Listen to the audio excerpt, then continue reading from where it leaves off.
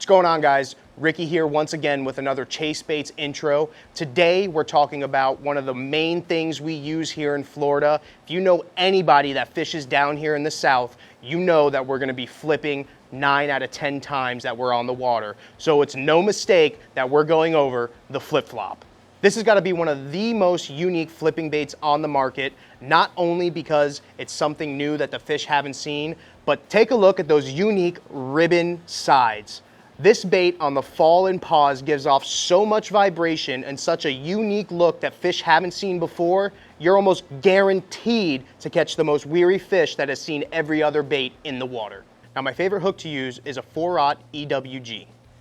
Then the weight I like to use, being that I'm flipping a lot of cane and pencil reeds, is a 1/4 ounce tungsten weight, and I like to use 2 bobber stops on there, so that way when you're flipping and one of them burns off, you don't need to retie and put another one on. You have a second on there for you. Now what you're gonna do is you're gonna take the FlipFlop and you're just gonna thread it in through the top.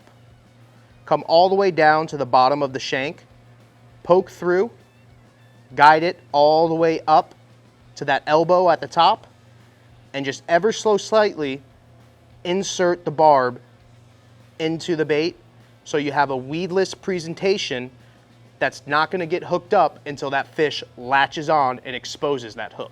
And when all is said and done, this is the way the bait should look when it's rigged up and ready to fish.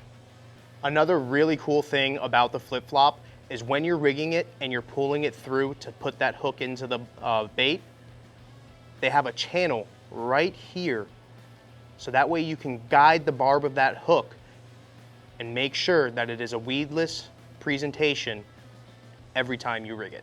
Now when I'm throwing the FlipFlop into heavy cover and around reeds and pencil reeds, I really want a nice stout rod.